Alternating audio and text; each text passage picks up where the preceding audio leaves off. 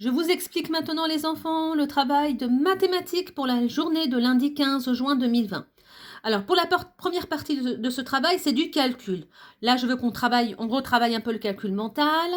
Donc, c'est essentiellement des exercices que vous connaissez sur le nombre cible. D'accord? Donc, premier exercice, vous avez 3 personnages, Zoé, le chien s'appelle Gribouille, Zoé, je ne me souviens plus comment s'appelle le garçon. Bon, c'est pas grave.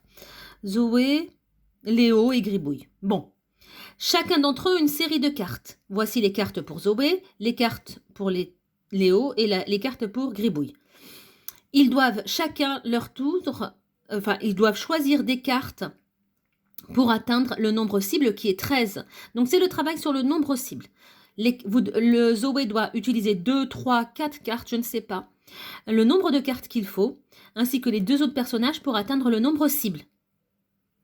Deuxième exercice, on vous demande d'écrire deux calculs qui permettent de faire 15. Pour cela, vous avez le droit d'utiliser les cartes 2, 6, 8, 1 et 5.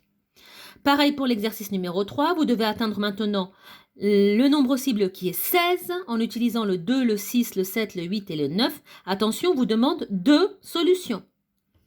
Dans l'exercice 5 ici, c'est donc le nombre cible qui est 17. Vous avez ces cartes-là pour y trouver 2 solutions. Et donc là, le nombre cible est 20. Voici les cartes de Zoé. Voici les cartes de Théo. Et voici les cartes de Gribouille.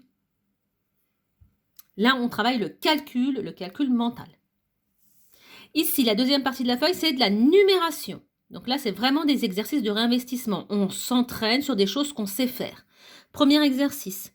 Relis les mots pour obtenir le nombre comme dans l'exemple. Ici, exemple 21. Donc, je cherche, déjà, je compte le nombre de mots qu'il me faut pour écrire 21. 20 et 1. J'ai besoin de 3 mots. Donc, j'ai 3 mots à retrouver et à relier. Je commence par le premier, 20 et 1. D'accord?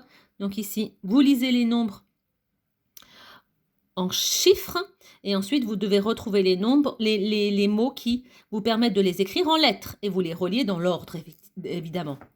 Deuxième exercice, pareil. Donc, on a un nombre en lettres, on doit l'écrire en chiffres et en décomposition. Des fois, on vous le donne en décomposition et en lettres, vous devez l'écrire en chiffres.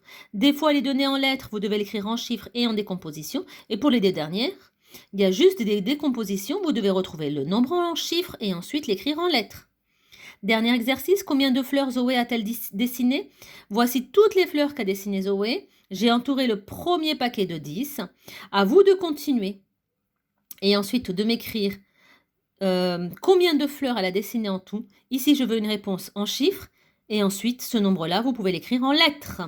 Et pour cela, vous avez le droit, évidemment, d'utiliser votre cahier jaune, cahier de leçons, où il y a une leçon sur les nombres en lettres. À très vite pour la correction.